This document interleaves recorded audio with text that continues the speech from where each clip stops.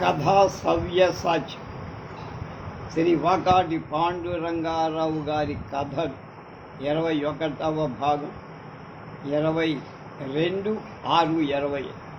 చివరి కథ. శివాన్వి. సాయం సమయం.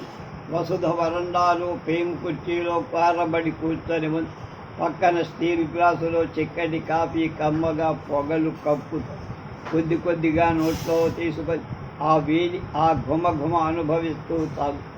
ఆ కాళ్ళ దగ్గర సీజర్ పడుకొని తోక కూడా కదలటం లేదు. యోగ నిద్ర కాదు.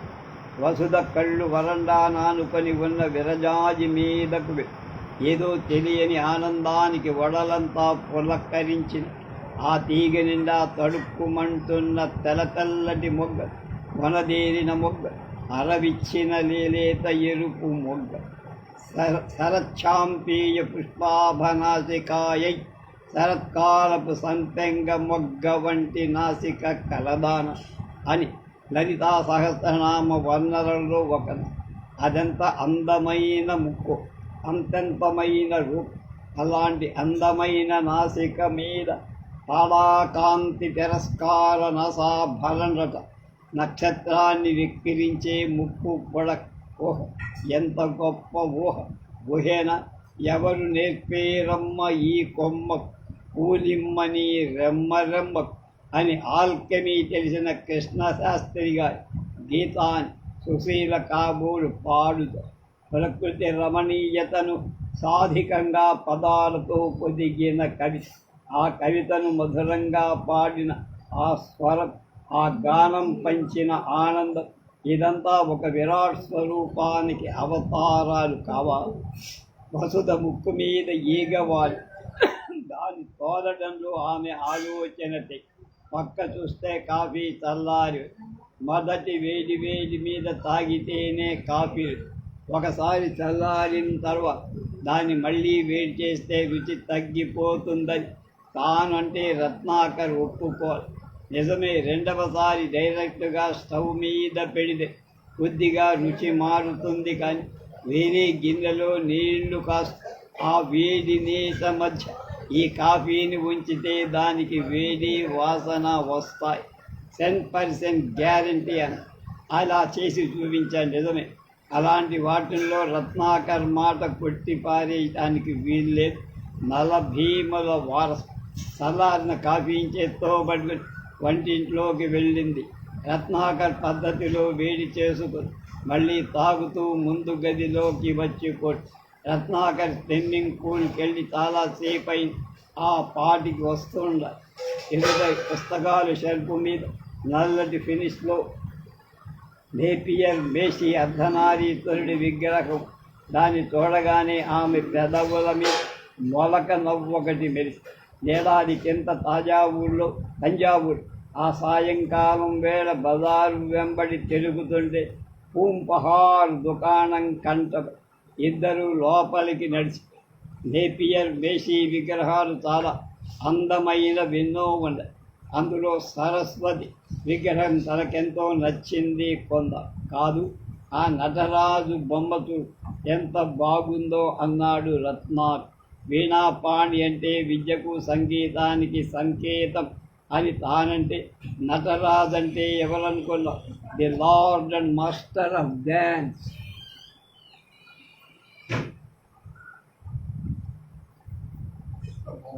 నృత్యంలో ఒక భాగమే సంగీతం. ఓం పదికెణతో మన రత్నాకర్ ఒక చెయ్యి పైకి ఇంకొక చేత్తో ఒక ముద్ర అభినయించి. షాపు వాళ్ళంతా చూస్తున్నారన్న సంకోచం లేకుండా అతడంతే. ఎంతటి గంభీరమైన వ్యక్తిత్వం, అంతటి కుర్రతనపు చేష్ట. అప్పుడిగా నుదుట గంధర్రేఖలు ధరించి ఆ షాపులోకి సేల్స్ మెన్ సలహా వచ్చాడు. 2 దాకా తీసుకోండి. 2 దా సలహా ఇచ్చాడు. 2 దా తీసుకోండి. మీ 200 రూపీస్ తీసుకోండి. మీ 200 రూపీస్ కూడా కాదు. మా సమస్య అది కాదు. కుళంద వేరు. మా డ్రాయింగ్ రూమ్లో సెల్ఫ్ మీద ఒకటంటే ఒక్క బొమ్మకే చోటు. నా పేరు కునులుంద వేలు కాదు స్వామి, కందస్వామి అని సవరించిన కందస్వామి నిమిషం ఆగి రాజీ పథకం కింద ఎక్కడో లోపల నుండి తీసి చూపించాడు. ఇందండ ఈ అర్ధనారీతుడి బొమ్మ ఎత్తుకోడు, ఇద్దరికీ ఉందా పరిపూరుషు అన్న. కుడి వైపు అయ్యవారు, ఎడం వైపు అమ్మవారు, ఇద్దరు ఏక శరీరంతో ఈమెడిన ఆ ప్రతిమ చూడటానికి అసహజంగా ఉంది. కానీ సహజం అంటే మనకు తెలిసింది, పరిచయమైందేనా? అయితే మరి మనకు తెలియనిదంతా తాను రత్నాకేశ్ చూస్తే అతడు నొసలు ముడితో గర్తించాడు. మన కళ్ళల్లో ఏం చదివాడో ఏమో. కలకళ్ళ నిండా బాగుండాలి, కంద స్వాప పట్లం కట్టేసి ఇచ్చుడు, ఇంకా దుడ్డు ఎక్కడ ఇస్తున్నని సేల్స్మెన్ మాటల్ని ఇమిటేట్ చేస్తూ మాట్లాడు. ఆ రాత్రి హోటల్ గదిలో చెప్పాడు రత్న. వసువు వాగద్భావివ సంపృక్తవు అన్న కాళిదాసు లోకం చెప్పే వాక్కు అర్థం కలిపే ఏకరూపానికి ఇది ప్రతిమ. ఆ రెండు సగాలు కలిసిన నిండుతనం తెలియాలంటే తపన ఉండ, తపస్సు ఉండ. పోగొట్టుకున్న సగం కోసం నిరంతరం పరితపించే అర్ధభాగ వేదన నేనెరుగుదును సుమ, నేనెరుగు. భావానికి మాట ఒక రూపమైతే శరీరం అంతకన్నా నిండైన అర్థం చెప్పగలదు. రత్నాకర్ చెప్పిన ఆనాటి మాట ఈ క్షణాల పలికిన సగభాగంగా జీవించటం తాను అసమగ్రత, దాని వేదన తనకు తెలుసు. ఆ వేదన తీరిన అనంతమైన క్షణంలో పరిపూర్ణత తనకు. కళ్ళు మూసుకుంది వసుధ. కాలం వెనక్కు మళ్ళీ 16 ఏళ్ల వసుధ కూర్చొని ఉంది మంచం మీద.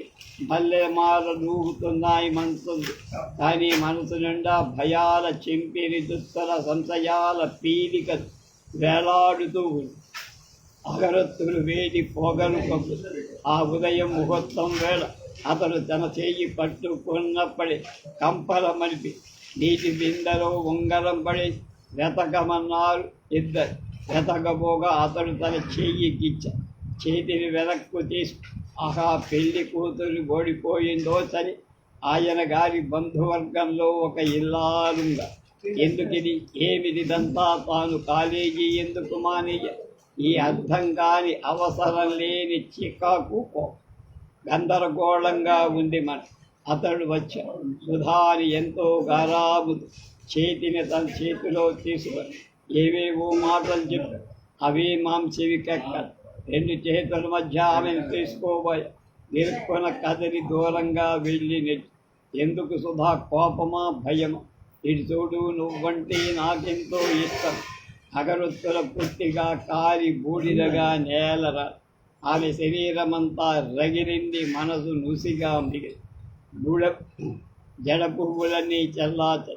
ఆమె లేచింది, నిలబడింది. అద్దంలో ఉన్న తాను చూసి తన శరీరం మీద ద్వేషం కలి ఏదో ఎత్తు నుండి తన్ను కిందకు పడదూసి ఈ శరీరమే అన్న కోపంతో ఏడుపు వచ్చి ఆ మంచం మీద నిద్రపోతున్న ఇంకొక శరీరాన్ని చూస్తే పరమ అసహ్యం.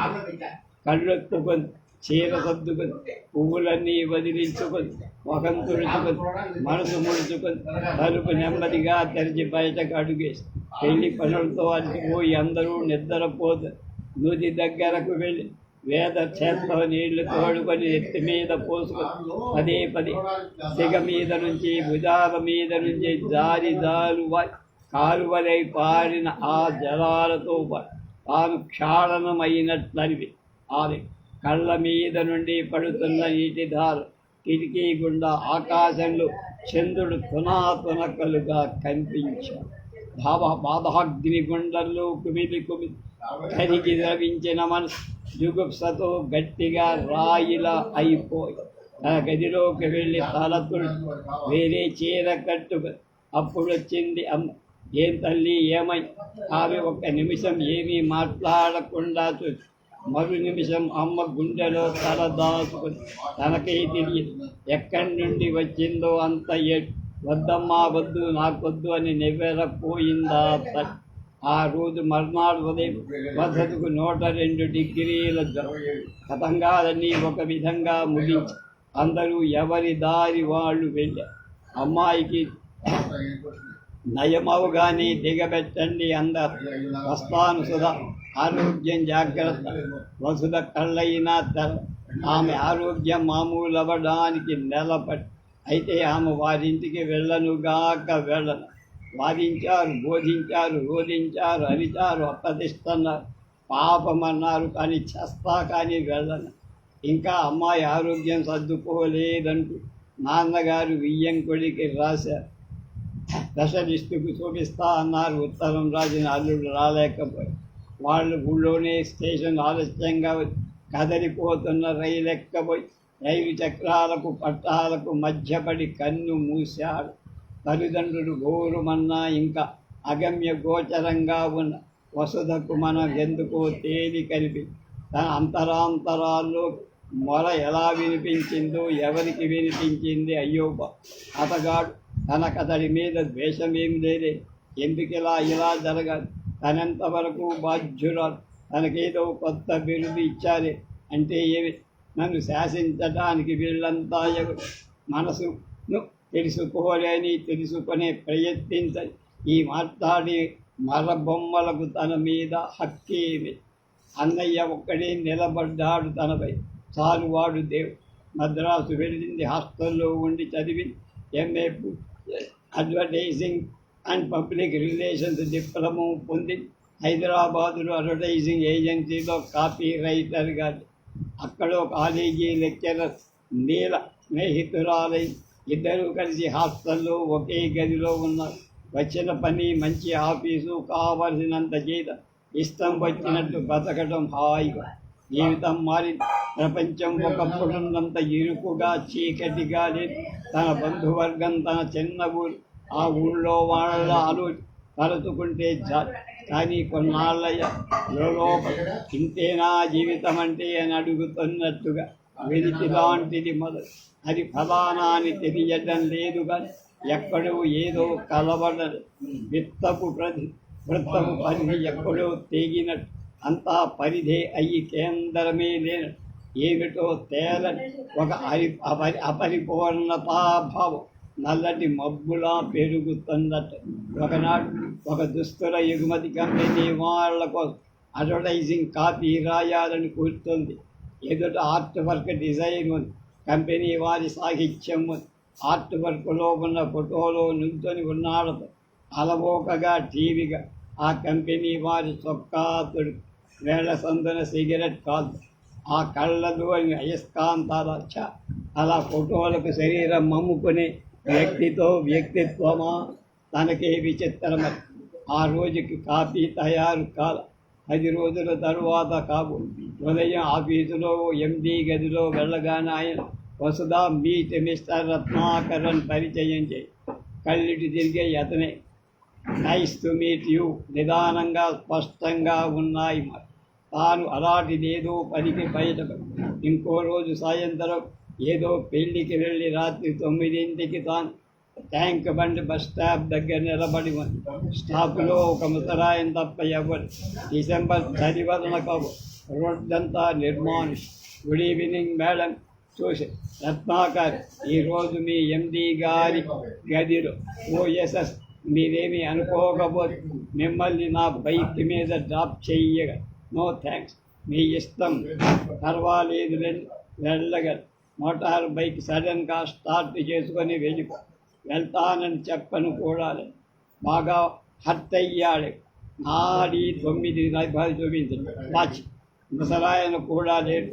బస్ స్టాప్ బాధను నడిచి వెళ్ళిపోదాం. ఆటోలు రయ్యని వస్తున్నాయి. సినిమా జనాన్ని మోసుకు వెళ్తున్నాయి. ఆగట్ల. వాచి చూసుకుంది 10కి 10 నిమిషాలు. దేవుడు పంపిన వరంలాగా ఒక ఆటో వచ్చి ఆగి తనకి మోటార్ బైక్ మీద అతడు మీకోసమే తెచ్చాను వెళ్ళ. అటువైపు ఏదో కత్తిపోటు గొడవలు మొదలయ్యాయి. జాగ్రత్తగా వెళ్ళండి.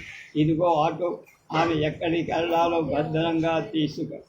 దారి మధ్యలో తన వెనకాలే మోటార్ బైక్ వస్తుందట అనిపిస్తే చూసి కానీ ఏం కాదు. హాస్టల్ దగ్గరది డబ్బు ఇవ్వకపోతే అయ్యగారు 10 రూపాయలు ఇచ్చిండ్రంబా అన్న. వసుదకు ఒళ్ళు మండి ఇంకో రోజు బంధువులింటో పెళ్లికి వెళ్ళి నీల బలవంతం చేస్తే తను తరంగాలు ప్రదర్శనలు వేళాకోళాలు తిండ్లు తనకు నచ్చవు. కానీ నీల కోసం భోజనాల బంతిలో కూర్చోక తప్పదు. 200 మంది కన్నా ఎక్కువే. ఆడా మగ ఓ 10 మంది హడావిడి వర్ధిస్తారు. వారిలో రత్నాకర్ కనిపించి అతడు తన్ని చూశాడా? నిజమే, ఇటు రాల. మరోసారి వేరే కంపెనీ వారి వస్తువు ఒకదాని క్యాంపెయిన్ చెయ్యాలనుకోవడం. తన ఆఫీసులో ఎండి విజువలైజర్ అకౌంట్స్ ఎగ్జిక్యూటివ్ తాను చర్చ కోసం సమావేశం అయ్యా. ఆ గ్రూపులో రత్నాకర్ కూడా ఉండడం ఆశ్చర్యం. తనేదో స్లోగన్ చెబితే దాని మీద ఎండి తనకేసి చూసి మీరేమంటారు రత్నాకర్ అన్నట్టు ఆశ్చర్యం, చిరాకు. ఒక బియర్ మోడల్ ఇలాంటి ఇంటలెక్చువల్ పర్చర్లు పాల్గొననివ్వటమే. రత్నాకర్ తాను చెప్పిన స్లోగన్లో వేరే అంశాలు చూపి ఏ పాయింట్ బలహీనంగా ఉందో వివరి కొద్ది మార్పులతో దాన్ని అంతకంటే శక్తివంతంగా రూపొందించేసరికి తన కోపంతో పాటు ఆశ్చర్యం కూడా కలిగి కొత్త బాడీయే కాదు బ్రెయిన్స్ కూడా ఉన్నవాడు. సమావేశం ముగిసాక ఎండీని విడివిడిగా కలిసి సార్ ఆ మోడల్ రత్నాకర్ మన డిస్కషన్స్లోకి రాణిస్తారేమిటి? ఎండి పాసార్థి గారు ఎవ్వరపోస్తూ ఇచ్చి తల్లి నీకు ఆ రోజు పూర్తిగా పరిచయం లేదు. అది రత్నాకర్ సరదాగా నేను అడిగితే ఆ షర్ట్కి మోడలింగ్ చేశాడు కానీ అతడు ప్రొఫెషనల్ మోడల్ కాదు. He hands holds the electronics degree from the state. ఇవాళ మనం డిస్కస్ చేసి ఆయన కంపెనీ ప్రోడక్ట్. సారీ సార్ అని గదిలోకి వెళ్ళి నమస్కారం అండి అని అనడం అతనికి ఆశ్చర్యం అనిపించి 2 చేతులతో నమస్కరించాడు. నీళ్ళను పరిచయం చేసి నీకు కూడా అన్నాడు. అది కాదండి నేను అడిగింది, మీరు అసలు దేవుడున్నాడని నమ్ముతారా? అంతగా సులభంగా చెప్పగల జవాబు కాదు సుమండి అని కూర్చున్నారు. కనపడేది పదార్థం ప్రత్యక్షంగా కనపడని శక్తి. కానీ ఆ రెండు ఒక్కటేనని నేటి సైన్స్ చెబుతారు. సూక్ష్మాణులోకంలో జరిగే సృష్టి కలహ సంహారాలు చూస్తుంటే పదార్థం అనేది శక్తి కెరటాల మధ్య అతి తాత్కాలికంగా ఉండే సంబంధం మాత్రమే. కనుక నమ్మడానికి ప్రమాణం ఏది? ఇంద్రియాల లేక వాడికి అతీతమైన ఇంకోటి ఏదైనా అంటూ మొదలుపెట్టి క్లాసికల్ ఫిజిక్స్, క్వాంటమ్ మెకానిక్స్ కాంతి వేగం కన్నా ఎక్కువ వేగంగా సమాచారం అంది ప్రయోగం వివరి సైకాలజీలో కలెక్టివ్ అన్కాన్షియస్ గురించి చెప్పి నన్ను నేను నమ్ముతున్నానంటే సిల్లీగా ఉంటుంది. నమ్మను అంటే అబద్ధము. కనుక నాలో నేను ఎప్పుడూ ఉంటానని చెబితే కొంత బాగుంటుంది. దేవుడన్నా శక్తి అన్నా ఇన్ అన్నా నేనే. కనుక మగ్గిల మాసంలో మహిళలు తెలుసుకుంటాయో ఆనందిస్తాయో అన్నదానికి అవునంటే మీ ప్రశ్నకు అవునని చెప్ప. సారీ ఫర్ బోరింగ్ యూ అని నవ్వాడు గాలి ఎగురుతున్న దుస్తులతో. వసుధ కథడికి మాటలన్నీ అర్థం. ఒక సాయంకాలం గండిపే చెరువు మీద కబుర్లు చెప్పుకున్నాక లేవబోతుంటే ఆమె చెయ్యి పట్టిలేదు. వరుసకు వసుధ హలాకలం తెగ తగిలినట్టు విభ్రాంతుగా. 4-5 వారాల పిమ్మట రత్నాకరం మధ్యాహ్నం ఎల్లుండి కారులో మద్రాసు వెళ్తున్నా వస్తారా అన్నారు. అలాగే అని. సాయంకాలం అలలు పాదాలు తడుగుతుండగా అది చూస్తూ నిండిపోయింది. ఆమెను చూస్తూ నిలబడ్డాడు రత్నాకర్. చెప్పువచ్చు కాలం ఈ క్షణం దగ్గర నిలిచిపోతే ఎంత బాగుండు. అతడి చిరునవ్వు సముద్రపు అల మీద వెన్నెల తడుపులాగా అనిపించింది. అతనేం పలకల. ఆ రాత్రి ఎవరి గదిలో వాళ్ళు. అతనేం అడగల. అందుకు సమాధానం తనే చెప్పి పెళ్లి చూపల దగ్గర నుంచి ఎదరలా పోవడం దాకా తనకు ఏదేదో అయిపోవడం అన్నీ చెప్పే ఇచ్చి శుభ అంతని వడభాగ్యుని ఎలా వేగావు ఎన్నాడు అని ఓ నిమిషమాగి నేనొకటి అడగన. నువ్వు ఊ అంటే నీతో మాటు జీవితాంతం అడుగులు వేస్తా. సాయంకాలం అన్నవే ఆ క్షణాన్ని చిరంజీవిగా చేసుకొని ఆ పందిరి కింద కాపురం కానీ రత్నాకర్ నన్ను నాకు అది కాదు నేను అని చెప్పకు. నాకు తెలుసు నువ్వు నా దానివైన నేను నిన్ను తాకను, నన్ను నమ్ము, ఇద్దరం హాయిగా స్నేహితులుగా. ఇది సహజమా? అవునన్నాయి అతనికి. సింహాద్రి అప్పన్నం చూశారు. దంపతులు అరకు వెళ్ళారు. మచ్చిఖండు జలపాతం సౌందర్యం ఆస్వాదించారు. పూరి జగన్నాథం చూశారు. భువనేశ్వరం ముగించుకొని కోణారు. భోజరథం చూశారు. అవతల మైథున శిల్పాలు చూసి ఆమె ముడుచుకుపోతే రత్నాకరుడు జీవితాన్ని దోసెళ్ళ నిండా ఎత్తి తాగిన జాతి మాత్రమే సృష్టించగల వీసెం. జీవితానికి 4 గమ్యాలున్నాయి. అందులో కామం ఒకటిగా గుర్తు. అన్నిటితో పాటు దానికి నిండుగా నీతిబద్ధంగా పరిపూర్ణంగా అనుభవించాక ఈ శరీరపు పరిధి నుండి ఎగరటాన్ని హారిజాంటల్ ప్లేన్లో అత్యంత వేగం పుంజుకున్న వర్టికల్ టేకాఫ్ ఒక ప్రయత్నం చెయ్యమని వానప్రస్థం అంటూ ఒక దశ నిర్దేశించిన వివేకవంతమైన నాగరికత యొక్క యవ్వనపు పండు వెందలై ఈ శిల్పాలు మన ఈనాటి మూసుకుపోయిన దృష్టిలో నీరసపడిపోయిన జవసత్వాలు నేడి పండు లాంటి నీతి కళ్ళద్దారతో చూస్తే అర్థం కావు. మనిషి అంతరాంతరాల్లోకి వెళ్ళి దర్శించిన ద్రష్ట సృష్టించిన వ్యవస్థలు శరీరానికి తగు ప్రాధాన్యమిచ్చి శరీరాన్ని వదిలిపెట్టరు. అలాగని అవసరానికి మించి ఆరాధించనూ లేదు. భోగాన్ని యోగాన్ని ఒకే ఏకాగ్రతతో చూసి దాని నుండి దీన్ని క్వాంటం లీవ్ చేసిన మహామనీషుల వదిలి వెళ్ళిన గురి. కొనార్క్ నుండి కలకత్తా, బేలూరు, కాళీ, డార్జిలింగ్, ఆగ్రా వగైరాలు ఖజురా అక్కడొక శిల్ప దగ్గర నిలబడ్డా. భోగి కాక యోగి కూడా కాలేదనటానికి సాక్ష. ఆత్మ పరమాత్మల సంయోగాన్ని, స్త్రీ పురుష సంయోగాన్ని ఆరూప్యం ఉందని శివ శివ అనిపిస్తుంది, భాష్ అనిపిస్తుంది. ఎందుకంటే నరనారీ సంయోగాన్ని మనం ద్వైతానికి దారితీసి స్వపాన స్థాయి నుండి జంతు క్రీడ స్థాయికి దిగదార్చుకున్న తన అర్ధ శరీరంలో కరి ఏకాత్మను పొందగలిగే శక్తి మనసు ఇచ్చేటువంటి సృష్టి కార్యక్రమం భగవంతుని పక్కన నిలబడనిచ్చేది అయిన ఈ కేడి నిజంగా యోగ తుల్యం కనుకని అన్ని మతాలు దీనికి నిబంధనలు ఏర్పడి ఆ నీతుల వెలుపల కలయికను గ్రహించి ఆ గ్రహించడం ఈ కలయిక నికృష్టమైందని కాదు, అంతటి పవిత్రమైన దాన్ని అధోగతి పాలు చెయ్యరాదు. శరీరాన్ని అధిగమించే శక్తి శరీరానికి బానిస కావడానికి వాడుకోరాదని వాడు శ్వాసించి ఎగరడానికి రెక్కలు కావు, కానీ అవి నడకకు అడ్డొచ్చే బరువులు కాకు. నాకంతా అయోమయంగా ఉంది. అవును, ఆయన అంటేనే ఇను, అయం అంటే ఇను. ఈ ఇనుప రెక్కల గురించే నువ్వు చెప్పి అలా చెప్పుక అనుభవం తెలుస్తుంటే ఆమె మరి ఇంకా పనిచేస్తూనే వసుదకు జీవితం అనంత నీరాకాశం కంటకొచ్చిన చూలాలు చీరుల ధామాకల దశావతర తరంగ అయ్యింతర తెరలేచిన సకల భువనాంగికారుగా శంకరుడు 14 లోకాలు సాలతి సత్తులై అద్వైతమే రోగ శంకరీ నాట్యం చేశారు.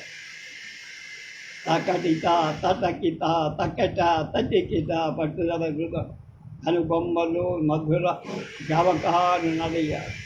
అది ఆడినది కని కందె అలమారు తొమ్మట్లు పాడినది నెల కందె పక పక అన్నది అని ఆయన నారాయణాచార్యులు ఓహోహో ఊహాతీతం ఈ ఆనందం ఇలా తదంబున అన్నట్టు వారి వడలు మరి ఆడుతుంటే ప్రేక్షకులను హిమాలయాల సానువుల మీదకు జగత్ సృష్టి దేయాలకు సంకేతాలయ ఈ నర్తనం దృశ్యమై శ్రవ్యమై గంధమై దర్శనీయమై వాచ్యమై అన్నిటికీ అతీతమై అందరిలోనూ అనోరణీయానై అందరినీ మహనీయంగా చేసింది ఆ యుగక్షణక.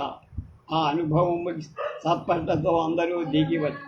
దసరాలప్పుడు మైసూరు వెళ్ళ మధురలో ఉజ్జద్భాను 1,000,000 సదుష శివావామభాగ నిలయ. ఈ కోవెల్లో కోనేరు, దానికి బంగారు తామర కోనేరను. ప్రాచీన కాలంలో కావ్యాలు ఆ నియమితి మీద వదిలిపెట్టి అవి గనక తేలితే ఉత్తమ కావ్యంగా భావించారు. అక్కడి నుండి కన్యాకుమారి అడుగు పెట్టగానే ఊళ్ళో అలౌకిక శక్తి కనపడింది. పెర్రి మీద వసుధా రత్నాకర్ శిలాల మీదకు చేరి కోరుమంటి మోగుతున్న ఎల పట్టు తప్పిన రత్నా సముద్రంలో పడతారు. అయ్యో అంది 100 మంది రోధించ. ఒక్క క్షణం తన పక్కనున్న వసుధ మరుక్షణం లేకపోవడు. మెదడు ముద్దుబారినట్టు రత్నాకరం క్షణం ఆలసించబడు. నీటిలో ఫెర్రీ డ్రైవర్ లాఘవంగా ఫెర్రీనికి ముందు నడపడు. భయంకరమైన జలపాతం ములుగుతూ తేలు ఆ నల్ల నీటి తాండవ నృత్య కేరం దగ్గరవుతూ దూరమవుతున్న వస్తు. దానందుకని ఆమె పట్ట కింద బావి నుంచి తన పక్క కామెను లాక్కు కుడి చేతి చుట్టూలో ఆమెను బంది లాక్కుంటూ ఈదుతూ ఫెర్రీ పెద్ద ఆశ్చర్యార్థం. రాత్రి 9:30 గంటల మీద హోటల్లో మంచం మీద వెచ్చని రగ్గుల మీద పడుకో చాలా నిరాక్చులస్ అండి. ఆమె నార్మల్గా ఉంది. నీళ్లు కక్కించిన తర్వాత కరిగిన నీరసం అని రత్నాకర్ ఆమెని చూస్తూ కూర్చున్నారు. రత్నాన్న పిలుపు మెరుగు తాకగా ఆమె కళ్ళు తెరిచి రత్నాన్ని రగ్గు విదిలి చేయి దాపి ఆమె చేతిని 2 చేతుల మధ్య తీసి వారు పేం కుర్చీలో ఆమెను కూర్చోమని నువ్వు కూడా అంది. కూర్చున్నారు. కడలి తన చేతుల మీద ఆప్యాయంగా పొడమి చుట్టూ అల్లి పొడమి పులకరించి కడలిలోకి జారి. అది కన్యాకుమారి. సీజర్ మెరుగి వసుధ ప్రస్తుతంలోకి వచ్చి ముందు గది నుండి వరండాలోకి వచ్చి నిల్చుంది. పొట్టికోలో రత్నాకర్ కారొచ్చి యువ దీపావళి సంచిక 80లో ఈ కథ పడింది. రేపటితో ఈ కథ విషయాలన్నీ పూర్తి చేద్దాం.